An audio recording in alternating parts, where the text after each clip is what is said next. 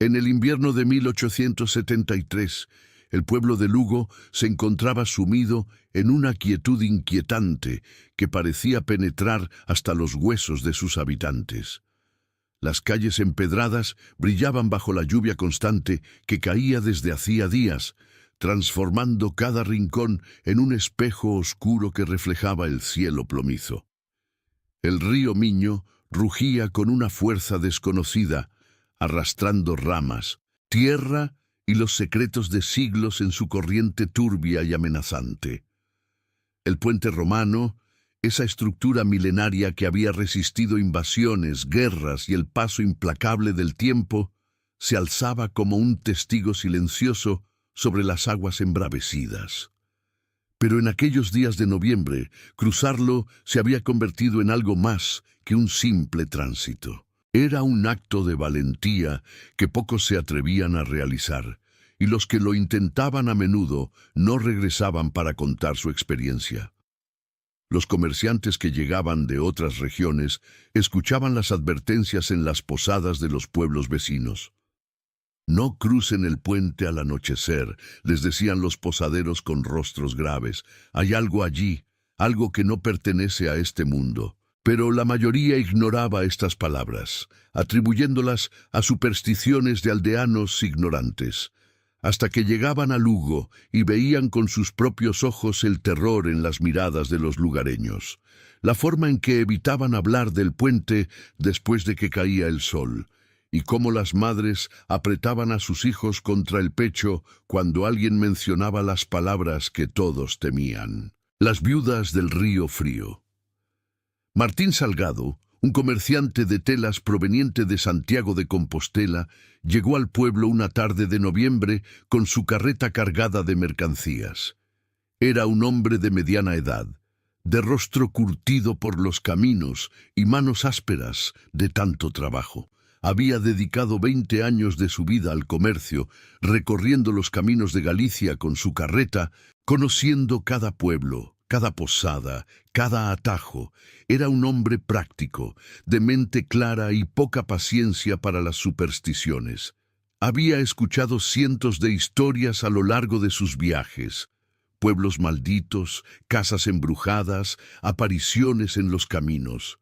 Ninguna había resultado ser cierta. Siempre había una explicación racional, siempre había alguien aprovechándose del miedo ajeno. Pero los rumores sobre el puente de Lugo eran diferentes. No venían de una sola fuente, sino de docenas. Comerciantes, arrieros, viajeros de toda condición social coincidían en sus relatos. Había algo en ese puente, algo que juzgaba a los hombres que intentaban cruzarlo, y los que fallaban ese juicio simplemente desaparecían, tragados por el río o por algo peor. Martín había llegado a Lugo con la intención de cruzar el puente antes del anochecer para llegar a la feria de Monforte al día siguiente. Llevaba telas finas de Barcelona, sedas de Valencia, encajes de Bruselas. Era una carga valiosa y cada día de retraso significaba dinero perdido. No podía permitirse desviarse por el camino largo que rodeaba el río, añadiendo 2 días completos a su viaje. Antes de continuar, me gustaría pedirte que te suscribas al canal si estás disfrutando de esta historia. Y deja un comentario diciéndome desde dónde nos estás viendo. Ahora, sigamos con lo que le esperaba a Martín en ese puente maldito. Mientras preparaba su carreta en la posada del pueblo, el posadero, un hombre mayor llamado Benito, se acercó con expresión preocupada. «Señor Salgado, he escuchado que planea cruzar el puente esta tarde. Le ruego que reconsidere su decisión. Quédese esta noche, salga mañana temprano con la luz del día». Martín sonrió con paciencia mientras ajustaba las correas de su carreta. «Don Benito, aprecio su preocupación, pero he cruzado cientos de puentes en mi vida. Este no será diferente». «Este sí es diferente», insistió Benito bajando la voz. «En los últimos 3 meses, 5 hombres han desaparecido después de cruzar ese puente al atardecer». «5, señor Salgado. Sus carretas fueron encontradas al otro lado, intactas, con todas sus mercancías. Los caballos estaban atados, nerviosos pero ilesos. Pero de los hombres no quedaba ni rastro. El río se los tragó, o algo peor. Martín dejó de trabajar y miró al posadero con más atención. ¿Y qué dice la autoridad? ¿El alcalde ha investigado? Por supuesto que sí. Don Ramiro organizó búsquedas río abajo durante kilómetros. Nada, ni un cuerpo, ni un rastro de ropa, nada. Es como si se hubieran evaporado, y los que han intentado cruzar y han logrado regresar. Bueno, hablan de mujeres vestidas de negro, de manos que emergen del puente, de voces que salen del río. Histeria colectiva, dijo Martín, aunque su voz sonaba menos segura.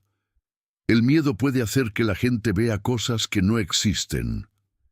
Yo mismo las he visto, confesó Benito, y había un temblor en su voz que no podía ser fingido. Hace 2 semanas, al anochecer, tuve que cruzar el puente para recoger un barril de vino del otro lado. Las vi, señor Salgado. 3 mujeres, vestidas completamente de negro, de pie en el centro del puente. No se movían, no hablaban, solo observaban. Sentí un frío que no venía del viento, un frío que nacía desde dentro. Di media vuelta y regresé corriendo. El vino podía esperar. Martín observó el rostro del posadero. Era un hombre sensato, no dado a fantasías. El miedo en sus ojos era genuino. ¿Y qué quieren esas mujeres? Si es que realmente existen. Benito se encogió de hombros. Nadie lo sabe con certeza. Algunos dicen que son las almas de 3 viudas que murieron ahogadas hace años. Otros dicen que son demonios que toman forma humana. Lo único seguro es que juzgan a los hombres que cruzan el puente. Y si te encuentran culpable de algo, no vuelves. Martín sintió un escalofrío a pesar de su escepticismo, pero miró hacia el cielo. Aún faltaban 2 horas para el anochecer. Si se apresuraba, podría cruzar con luz del día. Cruzaré ahora mismo, decidió, antes de que oscurezca. Benito suspiró reconociendo que no podría convencerlo. Que Dios lo acompañe, señor Salgado. Y si ve algo extraño, cualquier cosa, no dude en regresar. El orgullo no vale una vida. Martín asintió, subió a su carreta y azuzó al caballo. Las calles de Lugo estaban casi desiertas. Los pocos transeúntes que vio se apresuraban hacia sus casas, evitando su mirada. Era como si todos supieran lo que estaba a punto de hacer y no quisieran ser testigos de su posible destino. El camino hacia el puente serpenteaba entre árboles desnudos y campos embarrados. La lluvia había cesado, pero el cielo permanecía cubierto de nubes oscuras que amenazaban con descargar de nuevo en cualquier momento. El río Miño se escuchaba cada vez más fuerte, un rugido constante que parecía provenir de las entrañas mismas de la tierra. Cuando el puente apareció ante su vista, Martín detuvo la carreta. Era una estructura impresionante, con sus arcos de piedra perfectamente conservados a pesar de los siglos. Había algo majestuoso en él, pero también algo inquietante. Quizás era la forma en que la niebla comenzaba a formarse sobre el río, o cómo las sombras parecían más densas cerca del agua. O quizás era simplemente el peso de las historias que había escuchado. Martín sacudió la cabeza, molesto consigo mismo por dejarse influenciar por supersticiones. Estaba a punto de azuzar al caballo cuando lo vio. 3 figuras al otro extremo del puente, inmóviles como estatuas, vestidas con ropajes negros que ondeaban suavemente con el viento. Sus rostros estaban cubiertos por velos oscuros y permanecían en perfecta formación, bloqueando el paso. El corazón de Martín comenzó a latir más rápido. Son solo mujeres, se dijo a sí mismo. Quizás viudas del pueblo, quizás están de luto, pero algo en su interior, algo primitivo e instintivo, le gritaba que huyera. El caballo relinchó nervioso, moviendo la cabeza de un lado a otro, sus ojos muy abiertos mostrando el blanco. Los animales siempre perciben el peligro antes que los humanos, pensó Martín. Pero no podía dejarse vencer por el miedo. Había construido su reputación como comerciante confiable, alguien que siempre cumplía sus compromisos. No podía fallar ahora. «Buenas tardes», gritó Martín, intentando que su voz sonara firme y amistosa. «¿Necesitan ayuda? Debo cruzar el puente para llegar a Monforte». Las tres figuras no respondieron. No se movieron ni un milímetro. El silencio que siguió era antinatural, como si el mundo entero hubiera contenido la respiración. Incluso el rugido del río parecía haberse apagado, reemplazado por un silencio denso y opresivo. Martín apretó las riendas y decidió avanzar lentamente. Quizás las mujeres se apartarían al ver que se acercaba.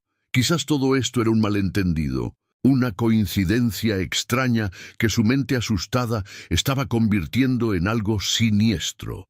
Pero cuando la carreta comenzó a rodar sobre las piedras antiguas del puente, las tres figuras se movieron al unísono. No caminaron de forma normal, sino que parecieron deslizarse sobre el suelo, acercándose a él con una sincronización perfecta que ningún ser humano podría lograr. Era como ver a tres marionetas controladas por el mismo titiritero invisible. Martín sintió que el aire se volvía más pesado, más difícil de respirar. Una presión invisible comenzó a apretar su pecho y un frío intenso penetró su ropa, su piel, llegando hasta sus huesos. El caballo se detuvo en seco, negándose a continuar, y por más que el comerciante lo azuzaba, tiraba de las riendas. Incluso lo golpeaba suavemente con la fusta, el animal permanecía paralizado de terror, temblando violentamente. «¿Qué quieren de mí?», preguntó Martín, y esta vez su voz tembló sin que pudiera controlarlo. Una de las figuras levantó lentamente la mano. Un movimiento que parecía requerir un esfuerzo sobrehumano, como si estuviera moviéndose a través de un líquido denso. Señaló hacia atrás, hacia el pueblo. Su gesto era claro. Debía regresar, debía dar media vuelta y alejarse de ese lugar. Pero Martín pensó en su carga, en el dinero que perdería, en su reputación. Pensó en los años que había dedicado a construir su negocio, en cómo un solo retraso podría arruinar contratos futuros, y pensó, con la arrogancia típica de los hombres que creen que la razón puede vencer cualquier obstáculo, que todo esto era un truco, quizás bandidos disfrazados intentando asustarlo para robar su mercancía. Tomó una decisión impulsiva, descendió de la carreta y comenzó a caminar hacia las mujeres, decidido a enfrentarlas, a exigirles que lo dejaran pasar, a demostrar que no era un cobarde que huía ante la primera señal de problemas. Fue entonces cuando escuchó las voces. No venían de las figuras frente a él, sino del río mismo, del agua que corría bajo el puente. Eran lamentos, susurros que se entrelazaban con el rugido del agua, voces masculinas que llamaban, que suplicaban, que gritaban nombres que Martín no reconocía. Era como si docenas de hombres estuvieran atrapados bajo el agua, intentando desesperadamente comunicarse con el mundo de los vivos. Martín se detuvo en seco, el corazón latiéndole con tanta fuerza que pensó que podría salirse de su pecho. El miedo, real y visceral, lo invadió por completo. Las tres figuras se separaron entonces, formando un pasillo entre ellas, y por un momento el comerciante creyó que lo dejarían pasar, que había superado algún tipo de prueba, pero cuando dio un paso adelante, sintió que algo lo agarraba del tobillo con una fuerza brutal. Miró hacia abajo y vio, con horror absoluto, que una mano pálida y húmeda emergía entre las piedras del puente, sujetándolo con dedos que parecían hechos de hielo. La piel de esa mano estaba arrugada, como si hubiera pasado días sumergida en agua, y las uñas eran largas y negras. Luego apareció otra mano, y otra más. Emergían de las grietas entre las piedras, de lugares imposibles, como si el puente mismo estuviera vivo, y hubiera decidido reclamarlo. Martín gritó, un grito de terror puro que resonó en el valle, y comenzó a luchar desesperadamente por liberarse. Las manos lo arrastraban hacia el borde del puente, hacia el río embravecido que rugía abajo. Martín podía ver el agua oscura, las rocas afiladas, la espuma blanca que prometía una muerte rápida pero dolorosa. Las tres figuras observaban en silencio, inmóviles, como jueces que presenciaban una sentencia que ya había sido dictada. Con un último esfuerzo desesperado, Martín logró aferrarse a una de las columnas del puente. Sus dedos se clavaron en la piedra antigua, resbaladiza por la humedad y el musgo, mientras las manos invisibles tiraban de él hacia el abismo. El dolor en sus brazos era insoportable. Sentía que sus músculos se desgarraban, que sus huesos crujían bajo la presión, pero el terror era aún mayor que el dolor. Cerró los ojos y, en ese momento de desesperación absoluta, su vida pasó frente a él como un relámpago. Vio su infancia en Santiago, vio a su madre que había muerto cuando él tenía 12 años, vio a su padre que lo había iniciado en el negocio de las telas, y vio algo más, algo que había intentado olvidar durante años. Vio a una mujer joven, una viuda con 2 niños pequeños, que había acudido a él hace 5 años en un pueblo cerca de Ourense. Ella necesitaba telas para coser ropa que vender, necesitaba crédito porque no tenía dinero.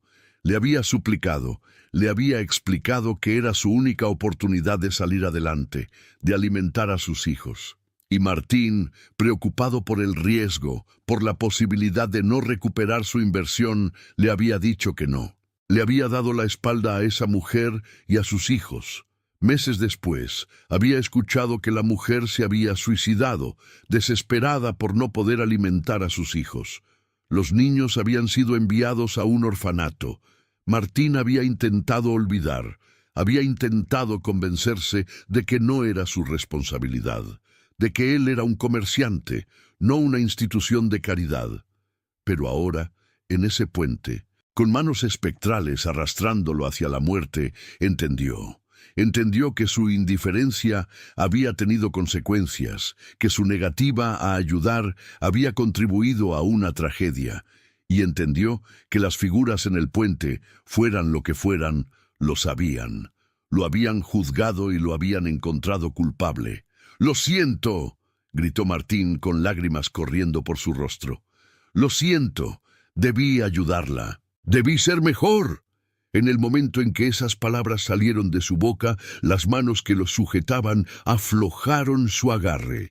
No lo soltaron completamente, pero la presión disminuyó lo suficiente como para que Martín pudiera impulsarse hacia atrás con toda la fuerza que le quedaba.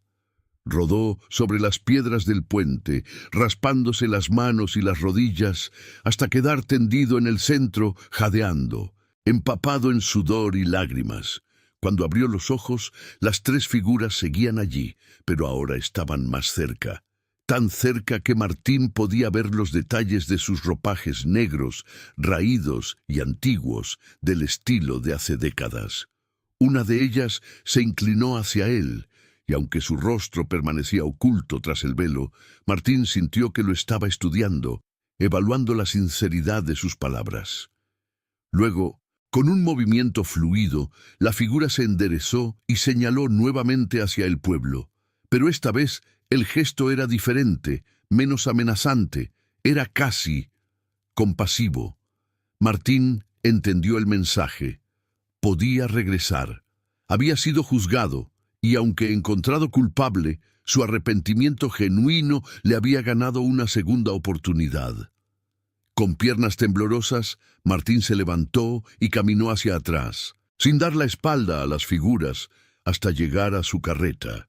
El caballo, que había permanecido paralizado todo ese tiempo, pareció despertar de su trance y comenzó a retroceder sin necesidad de que Martín tirara de las riendas. Era como si el animal también hubiera entendido que se les había concedido un indulto. Solo cuando estuvieron completamente fuera del puente, Martín se atrevió a mirar hacia atrás. Las tres figuras habían desaparecido. El puente estaba vacío, solo el viento y las primeras gotas de una nueva lluvia permanecían. Martín hizo girar la carreta y regresó al pueblo, conduciendo como un hombre en trance, su mente aún procesando lo que acababa de experimentar. Esa noche, en la posada de Lugo, Martín no pudo dormir. Se sentó en su habitación, temblando, reviviendo cada momento de su encuentro en el puente. Benito, el posadero, le trajo un tazón de caldo caliente y una manta sin hacer preguntas. La expresión en el rostro de Martín decía todo lo que necesitaba saber. «Las vio», dijo Benito simplemente. Martín asintió, incapaz de hablar. «Muchos las han visto, pocos regresan. Usted tuvo suerte». «No fue suerte», logró decir Martín finalmente. «Fue juicio. Me juzgaron y me encontraron culpable, pero me dieron una segunda oportunidad». Benito se sentó en una silla frente a él. ¿Culpable de qué? Martín le contó todo. Le habló de la viuda en Ourense, de cómo le había negado ayuda, de cómo ella había muerto. Las palabras salieron como un torrente, como si hubieran estado represadas durante años esperando ser liberadas. Cuando terminó, se sentía extrañamente aliviado, como si hubiera dejado caer un peso enorme que había estado cargando sin darse cuenta. Benito escuchó en silencio, asintiendo ocasionalmente. Cuando Martín terminó, el posadero habló con voz suave pero firme. «Todos cometemos errores, señor Salgado. Todos fallamos a alguien en algún momento de nuestras vidas. Lo importante es lo que hacemos después de darnos cuenta. Usted ha sido juzgado y perdonado. Ahora debe decidir qué hará con esa segunda oportunidad». Esas palabras resonaron en Martín durante toda la noche.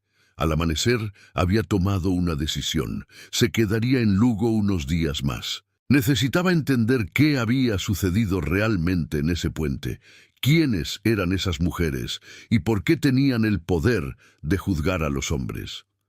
La historia de Martín Salgado corrió como la pólvora por Lugo.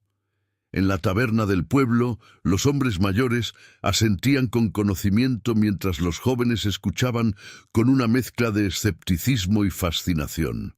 Pero había algo que nadie podía negar. En los últimos 3 meses, 5 hombres habían desaparecido después de intentar cruzar el puente al anochecer. Sus carretas habían sido encontradas abandonadas en el otro extremo, los caballos atados y nerviosos, pero de los hombres no había rastro alguno. El río los había reclamado, decían algunos. Las viudas los habían llevado, susurraban otros con voces temerosas. Fue el padre Domingo, el párroco de la iglesia de San Pedro, quien decidió que era hora de investigar el asunto seriamente.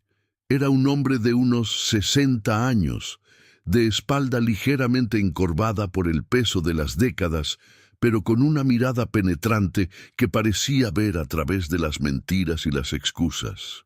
Había servido en aquella parroquia durante más de 3 décadas. Había visto nacer y morir a generaciones enteras de lugareños. Había escuchado confesiones que helaban la sangre, había consolado a viudas y huérfanos, había bendecido matrimonios y administrado últimos sacramentos. Pero nunca, en todos esos años, había creído en fantasmas ni en maldiciones. Para él, todo tenía una explicación racional y estaba decidido a encontrarla. Quizás había bandidos aprovechándose de la superstición para robar a los viajeros. Quizás había algún fenómeno natural en el puente que causaba accidentes. Fuera lo que fuera, era su deber como líder espiritual de la comunidad descubrir la verdad y poner fin al miedo que paralizaba a su pueblo. Una tarde, después de la misa vespertina, el padre Domingo convocó a una reunión en la sacristía. Invitó a los hombres más respetados y valientes del pueblo, don Ramiro Castillo, el alcalde, un hombre corpulento de bigote poblado y voz autoritaria que había servido en el ejército en su juventud. Don Eugenio Méndez, el médico del pueblo. Un hombre delgado de gafas redondas y mente científica que no creía en nada que no pudiera ser explicado por la razón. Y Tomás Ferreira, el herrero, un hombre fornido de pocas palabras, pero gran valentía, cuyas manos enormes habían forjado todo desde herraduras hasta rejas para las ventanas de la iglesia.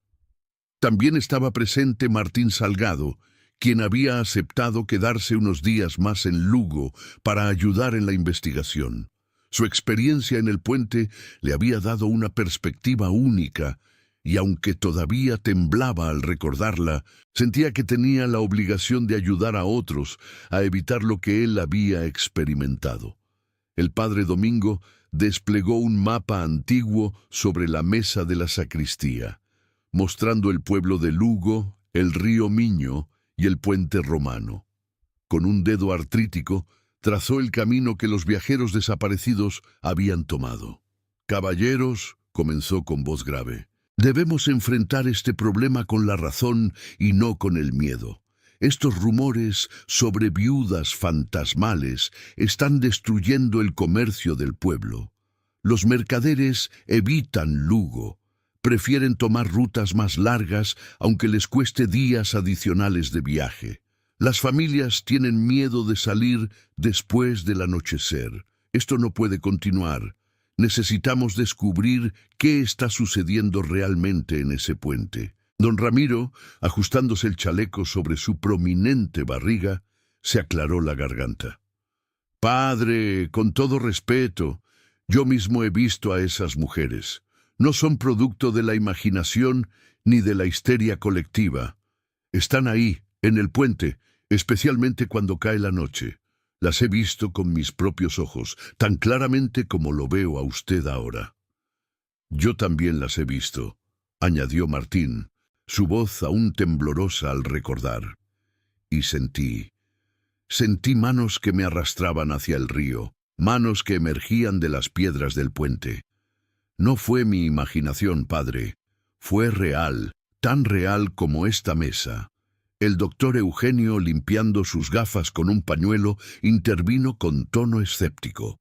«Quizás sea un fenómeno de histeria colectiva. El miedo es contagioso. Puede hacer que veamos cosas que no existen. O tal vez haya personas reales, criminales, que se aprovechan de la superstición para robar a los viajeros. Quizás se disfrazan de mujeres, crean una atmósfera de terror, y cuando los viajeros están paralizados de miedo, los atacan y los arrojan al río. Entonces explique las desapariciones», replicó Tomás, el herrero, con voz grave como el retumbar de su martillo sobre el yunque. «Explique por qué encontramos las carretas intactas, con las mercancías sin tocar, el dinero en las bolsas, todo exactamente como lo dejaron sus dueños. ¿Qué clase de bandidos roban hombres pero no mercancías? ¿Qué clase de criminales dejan atrás oro y plata?»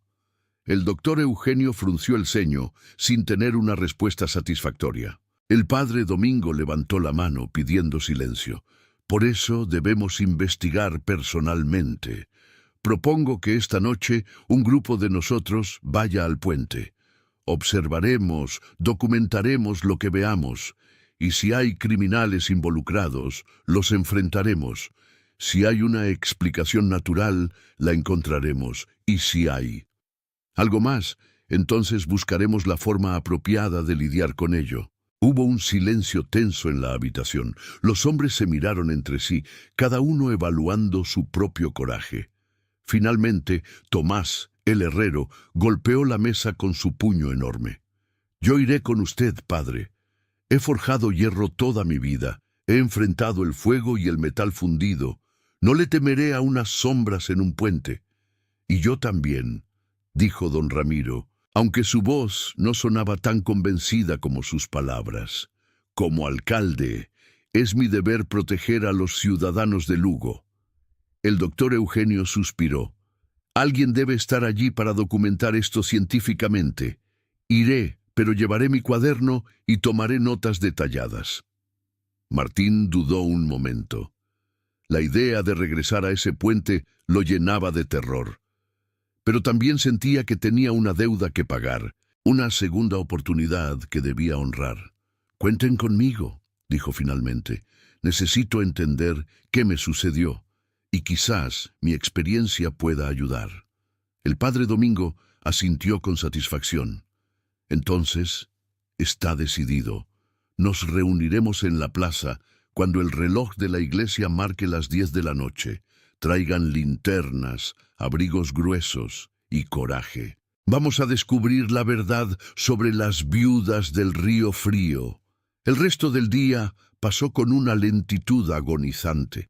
Los 4 hombres que habían acordado ir al puente intentaron ocuparse con sus actividades habituales, pero sus mentes estaban constantemente en lo que les esperaba esa noche.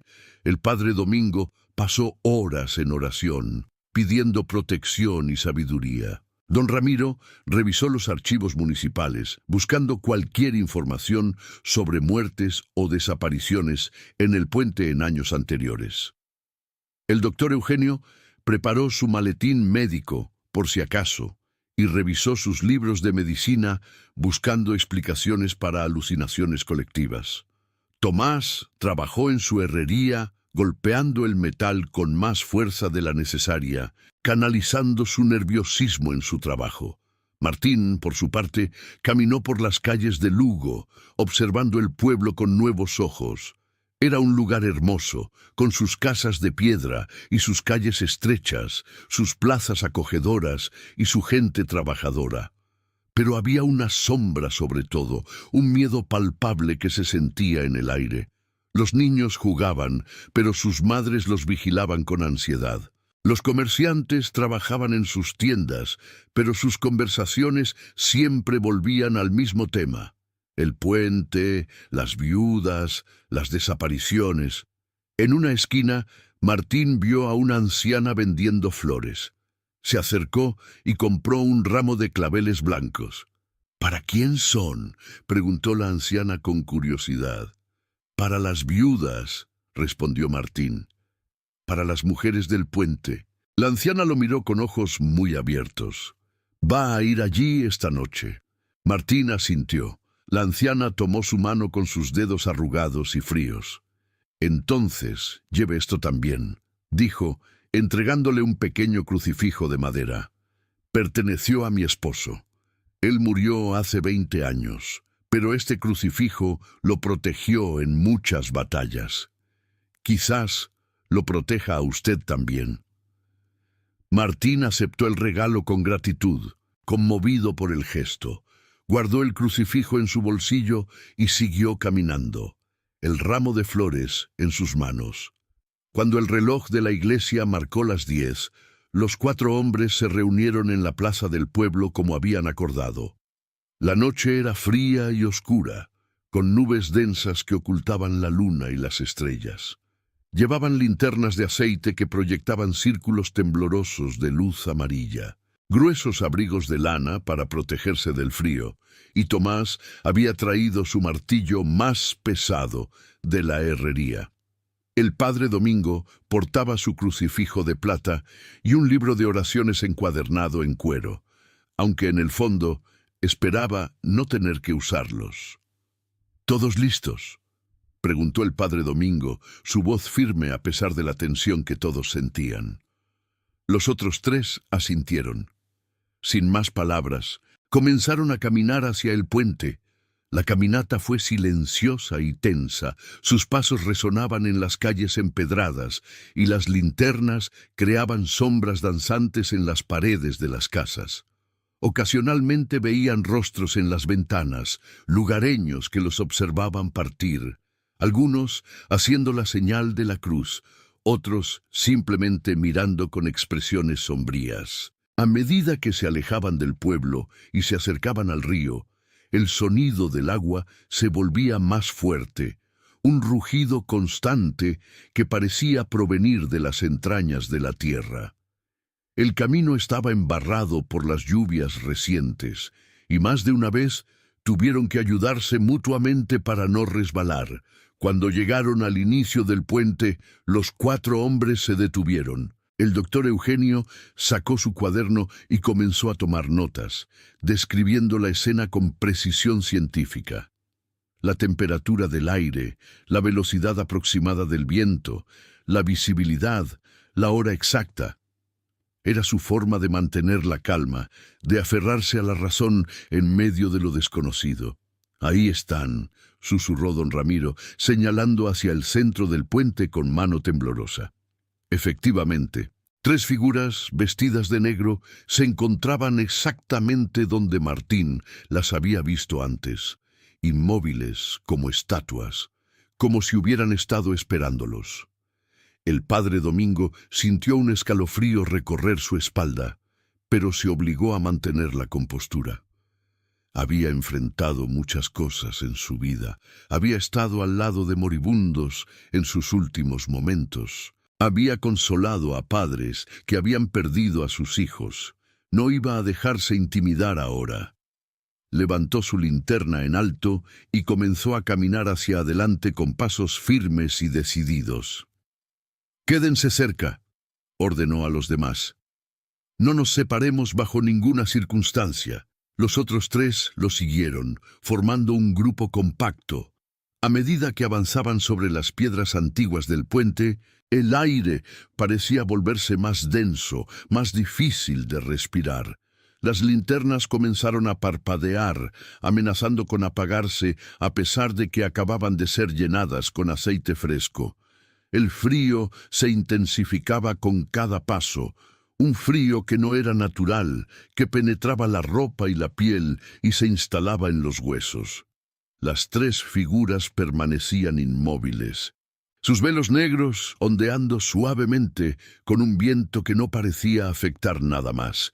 Cuando estuvieron a unos 20 metros de distancia, el padre Domingo se detuvo y levantó su crucifijo de plata en alto.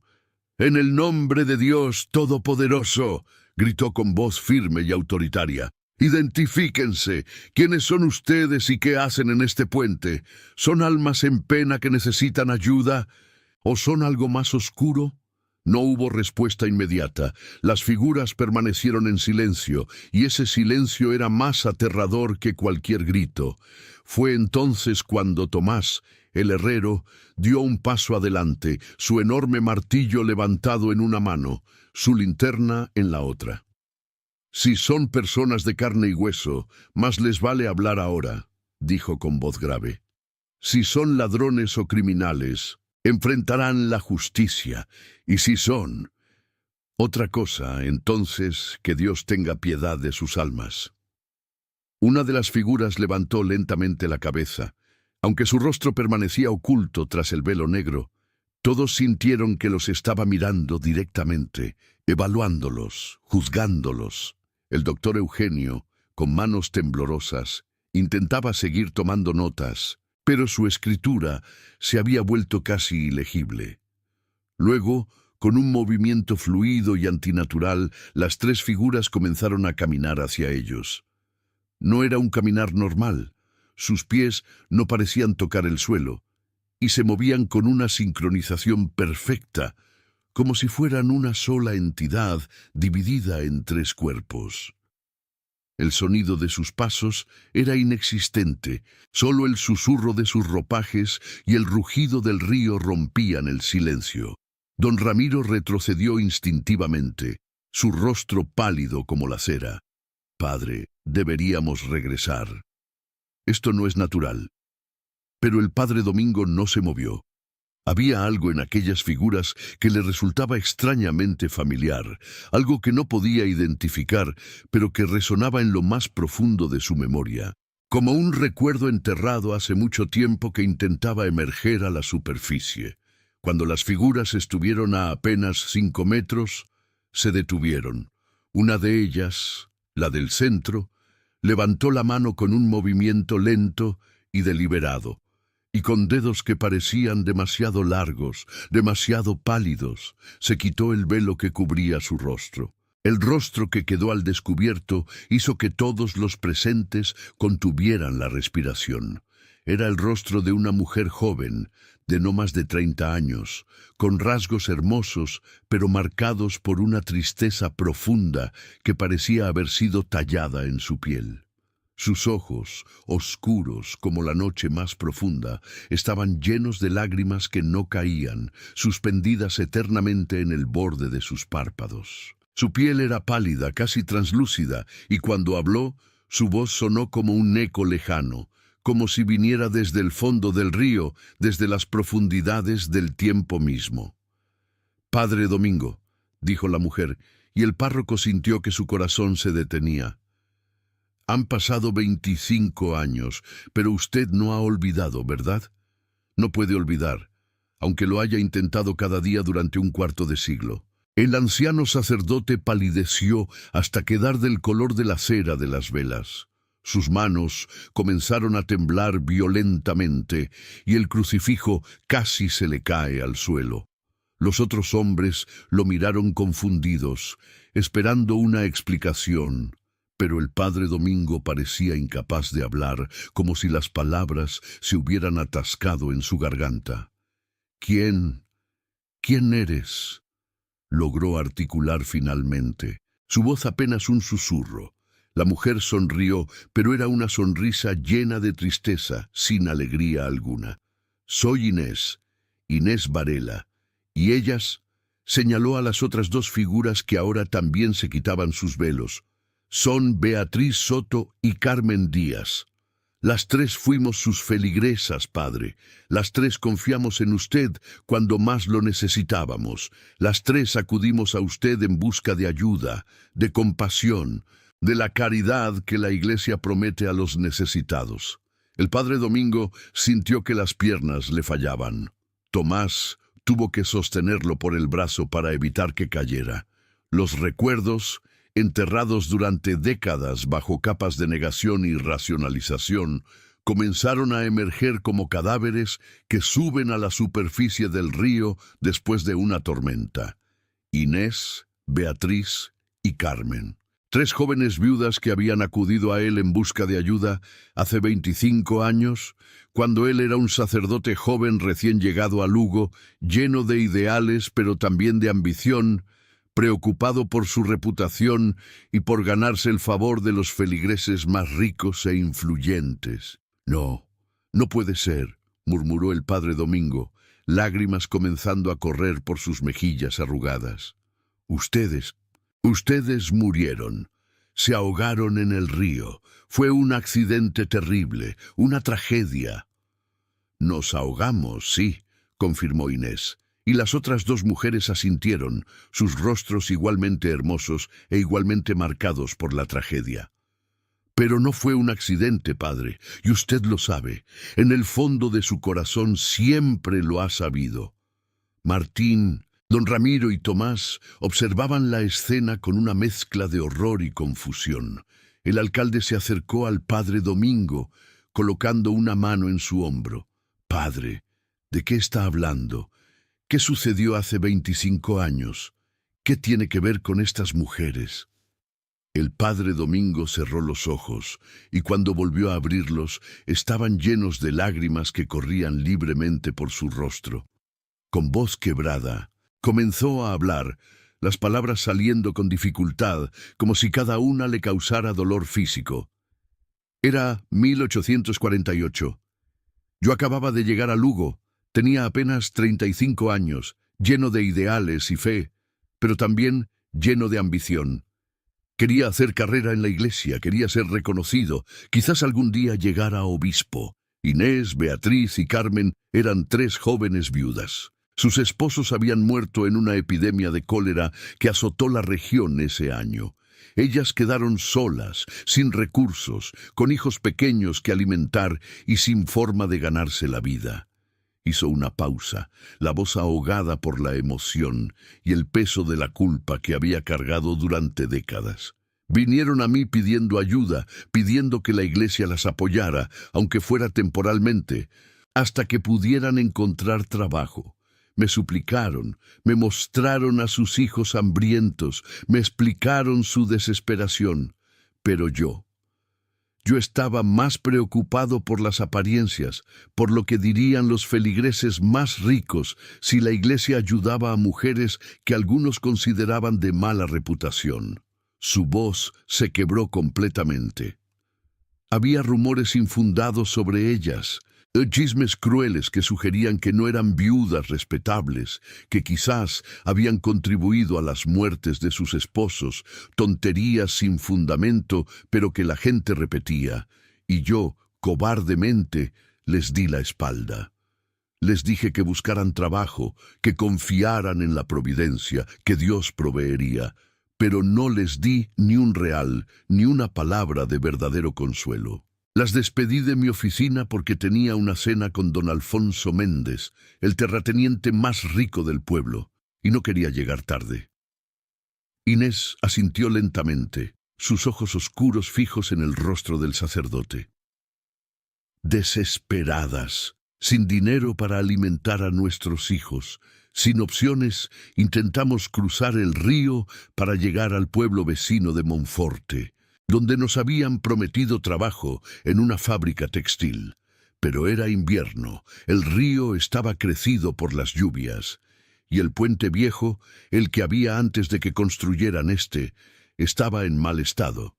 Nos advirtieron que no cruzáramos, que esperáramos a que bajara el nivel del agua, pero no teníamos tiempo. Nuestros hijos estaban muriendo de hambre, no podíamos esperar. Beatriz, la segunda mujer, habló por primera vez. Su voz era suave, pero cargada de un dolor que había trascendido la muerte. El puente se derrumbó cuando estábamos en el centro. Las tres caímos al río. El agua helada nos envolvió, nos arrastró. Luchamos por sobrevivir, intentamos nadar hacia la orilla, pero la corriente era demasiado fuerte y nuestras ropas pesadas nos hundían. Gritamos pidiendo ayuda, pero nadie vino. Nuestros cuerpos fueron encontrados días después, kilómetros río abajo, hinchados y desfigurados por el agua. Carmen, la tercera mujer, añadió con voz llena de una tristeza infinita: nuestros hijos quedaron huérfanos, sin madre, sin padre, sin nadie que los cuidara. Fueron enviados a un orfanato en Santiago, donde murieron de tisis antes de cumplir 10 años. Toda nuestra línea familiar se extinguió. Nuestros nombres fueron olvidados, y todo porque un hombre de Dios prefirió proteger su reputación antes que cumplir con su deber de caridad, antes que seguir las enseñanzas de Cristo que predicaba cada domingo.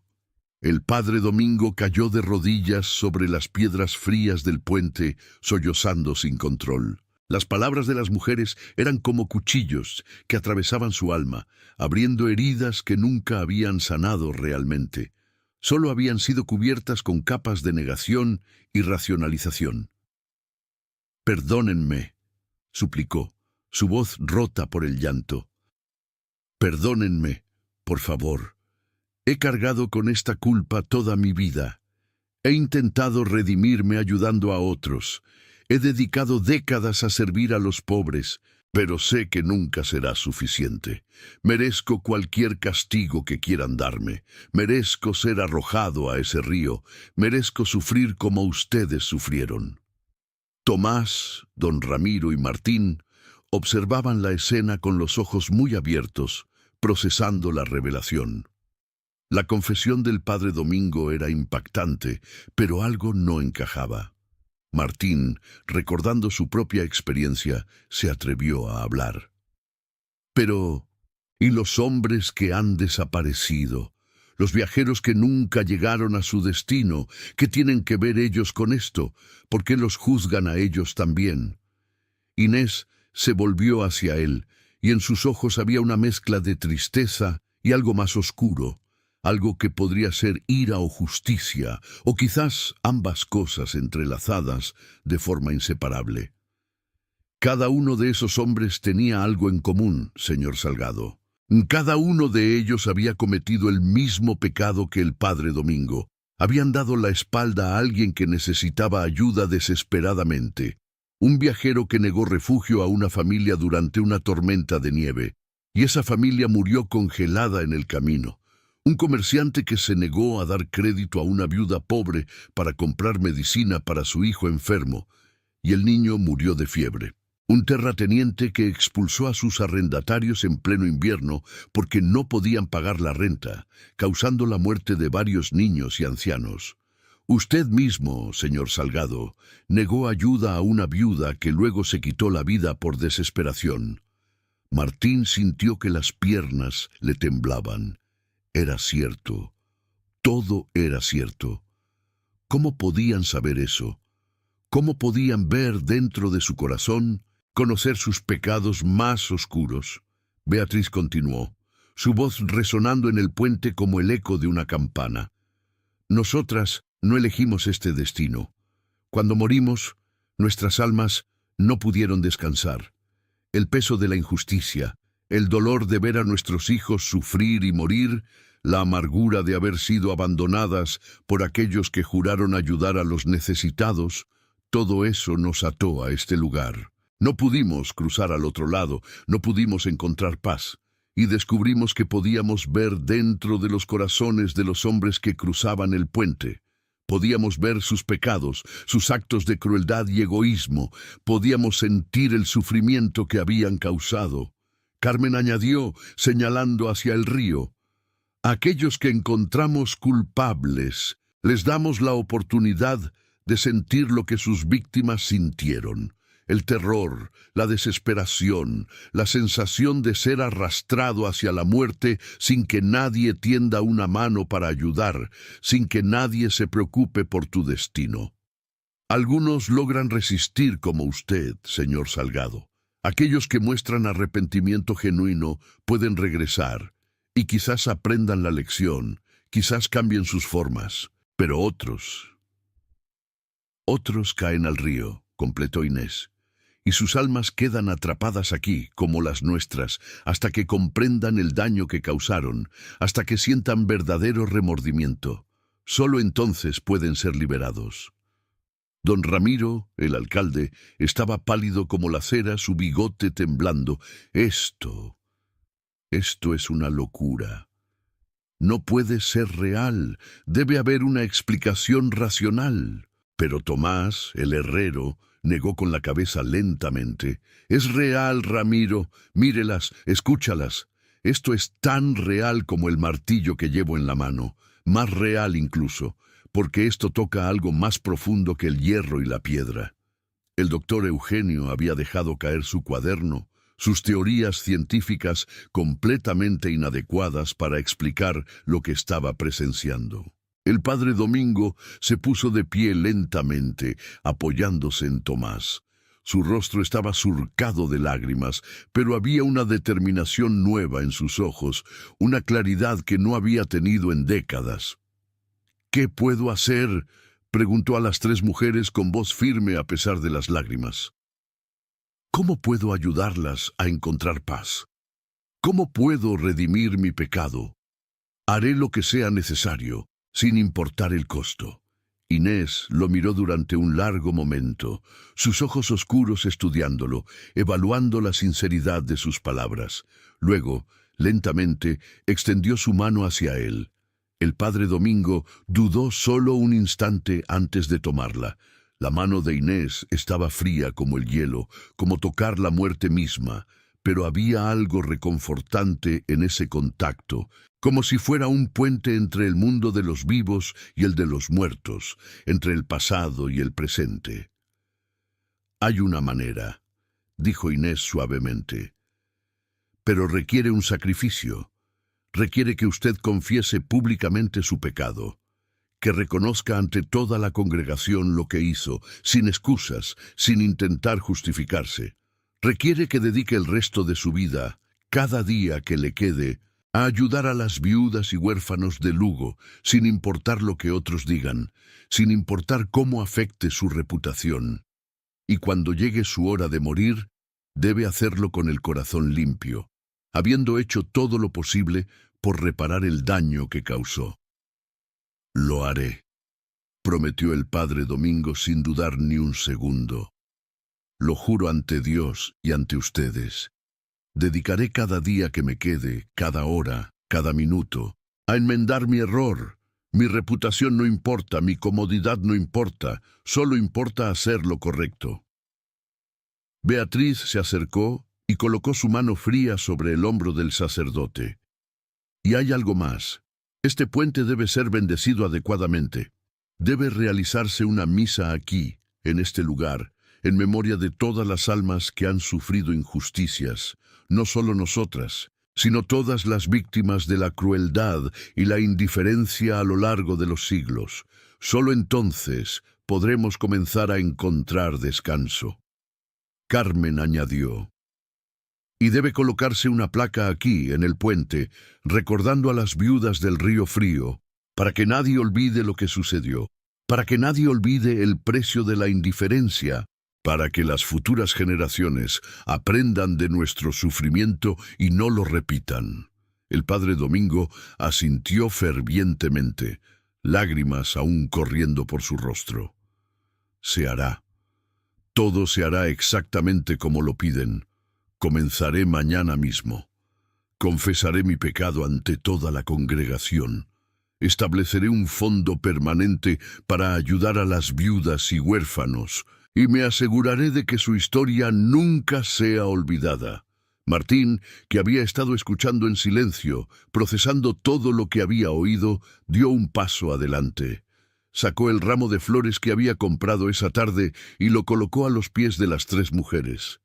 «Yo contribuiré para la placa», dijo con voz firme, «y me aseguraré de que la historia se conozca en todos los pueblos por donde viajo. La gente debe saber que la caridad no es opcional, es un deber, y yo cambiaré también, nunca más daré la espalda a alguien que necesite ayuda». Don Ramiro, recuperándose de su shock inicial, también asintió. «Como alcalde, me aseguraré de que el pueblo apoye estas iniciativas. Estableceremos un fondo permanente, administrado por un comité de ciudadanos respetables, destinado exclusivamente a ayudar a las viudas y huérfanos de Lugo. Ninguna mujer en situación desesperada volverá a ser ignorada, no mientras yo sea alcalde». Tomás levantó su martillo en un gesto solemne. «Y yo forjaré la placa más hermosa que haya hecho jamás. Será mi obra maestra, mi ofrenda para ustedes. Trabajaré en ella día y noche hasta que esté perfecta». Las tres mujeres se miraron entre sí, y por primera vez desde que habían aparecido, algo parecido a la paz apareció en sus rostros. Las líneas de tristeza se suavizaron ligeramente, y las lágrimas eternas en sus ojos finalmente cayeron, rodando por sus mejillas como gotas de lluvia. Inés soltó la mano del padre Domingo y retrocedió, uniéndose a sus compañeras. «Entonces hay esperanza», dijo con una voz que sonaba menos lejana, más humana. «Pero sepan esto. Hasta que se cumplan todas estas promesas, seguiremos vigilando este puente. Y si alguien con un corazón cruel, alguien que haya causado sufrimiento innecesario a otros, intenta cruzarlo, enfrentará nuestro juicio. Esta es nuestra misión, nuestro propósito, hasta que finalmente podamos descansar». «¿Entendido?», dijo el padre Domingo. «No descansaré hasta que todo esté cumplido. Esta es mi promesa, y la cumpliré o moriré en el intento». Las tres mujeres asintieron. Luego, lentamente, comenzaron a retroceder hacia el centro del puente. La niebla que había estado presente toda la noche comenzó a espesarse, envolviéndolas como un manto. Sus figuras se volvieron cada vez más difusas, más etéreas, como si estuvieran hechas de humo y recuerdos. Gradualmente se desvanecieron por completo, dejando solo el sonido del río, el viento y el silencio profundo de la noche. Los cuatro hombres permanecieron en el puente durante varios minutos, ninguno atreviéndose a hablar, cada uno procesando lo que acababan de presenciar. Finalmente, el padre Domingo se volvió hacia sus compañeros. «Regresemos al pueblo», dijo con voz cansada pero determinada. «Tenemos mucho trabajo por hacer y debemos comenzar de inmediato». La noticia de lo sucedido en el puente se extendió rápidamente por Lugo como un incendio en un campo seco. Al principio, muchos se mostraron escépticos, pensando que era otra historia exagerada, otra leyenda urbana. Pero la sinceridad del padre Domingo, un hombre respetado durante décadas, y el testimonio consistente de los otros 3 hombres, todos ciudadanos respetables, era difícil de ignorar. El domingo siguiente, la iglesia de San Pedro estaba abarrotada hasta el punto de que muchos tuvieron que quedarse de pie en la parte de atrás, y otros escuchaban desde la puerta. El padre Domingo subió al púlpito con pasos lentos, su rostro mostrando cada uno de sus 60 años y quizás más. Había pasado días sin dormir, preparándose para este momento, sabiendo que cambiaría todo, que su reputación, construida durante décadas, sería destruida. Pero ya no le importaba. Lo único que importaba era la verdad y la redención. Con voz clara y firme, confesó públicamente su pecado de hace 25 años. Habló de Inés Varela, Beatriz Soto y Carmen Díaz, de cómo habían acudido a él en busca de ayuda, de cómo les había fallado, y de cómo ese fallo había llevado a sus muertes y a las de sus hijos. No se guardó nada. No intentó justificarse ni minimizar su culpa. Fue una confesión completa, dolorosa, honesta. Hubo lágrimas en la congregación. Algunos estaban escandalizados, sintiendo que su fe en la iglesia había sido traicionada. Otros estaban conmovidos por la valentía del padre Domingo al confesar públicamente. Muchos lloraban, recordando sus propios fallos, sus propias ocasiones en que habían dado la espalda a alguien que necesitaba ayuda. Cuando el padre Domingo anunció las medidas que se tomarían para honrar la memoria de las 3 viudas y para ayudar a las viudas y huérfanos actuales del pueblo, hubo un aplauso espontáneo que comenzó en la parte de atrás y se extendió por toda la iglesia. Era un aplauso no de celebración, sino de apoyo, de compromiso colectivo de hacer mejor las cosas. En las semanas siguientes, el pueblo de Lugo se transformó de maneras que nadie hubiera imaginado. Tomás trabajó día y noche en su herrería, apenas durmiendo, forjando una hermosa placa de bronce que representaba a 3 mujeres mirando hacia el río. La placa era una obra de arte, con detalles intrincados que capturaban tanto la belleza como la tristeza de las viudas.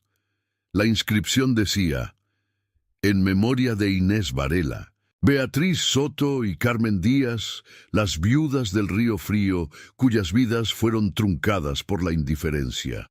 Que su recuerdo nos enseñe el valor de la compasión y el precio de la crueldad. Don Ramiro organizó una colecta que superó todas las expectativas.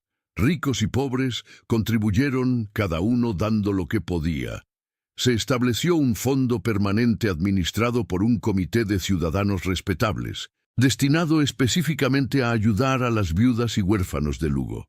Se crearon reglas claras. Cualquier mujer que quedara viuda recibiría apoyo inmediato, sin preguntas, sin juicios. Los huérfanos serían cuidados, educados, preparados para tener una vida digna. Martín Salgado cumplió su promesa de forma extraordinaria. En cada pueblo que visitaba, en cada posada donde se alojaba, contaba la historia de las viudas del Río Frío. La historia se extendió por toda Galicia y luego más allá, a Asturias, a León, a Castilla. Se convirtió en una leyenda, sí, pero una leyenda con un mensaje claro y poderoso. La indiferencia ante el sufrimiento ajeno tiene consecuencias, a veces más allá de lo que podemos imaginar. Un mes después de aquella noche en el puente, se celebró una misa especial. Toda la población de Lugo acudió, así como gente de los pueblos vecinos que habían escuchado la historia. El padre Domingo ofició la ceremonia con una emoción profunda, rezando por las almas de Inés, Beatriz y Carmen, y por todas las víctimas de la injusticia a lo largo de la historia. Después de la misa, una procesión solemne se dirigió al puente. Cientos de personas caminaban en silencio, llevando velas encendidas, flores y en sus corazones un compromiso renovado de ser mejores, de no repetir los errores del pasado. Cuando llegaron al puente, la placa fue instalada con gran solemnidad. Tomás, con lágrimas en sus ojos duros de herrero, la fijó personalmente en la piedra del puente, asegurándose de que estuviera perfectamente nivelada, de que durara siglos. Cuando la placa quedó fijada y Tomás dio el último golpe de martillo, algo extraordinario sucedió. El río, que había estado agitado durante semanas, se calmó repentinamente, como si una mano gigante hubiera alisado su superficie. El sol, que había estado oculto tras las nubes durante días, emergió con fuerza, iluminando el puente con una luz dorada que parecía venir de otro mundo. Y aunque nadie podía estar completamente seguro, varios testigos juraron haber visto 3 figuras femeninas de pie en el centro del puente, ya no vestidas de negro, sino de blanco brillante, mirando hacia la multitud con expresiones de paz profunda, antes de desvanecerse lentamente en la luz del sol.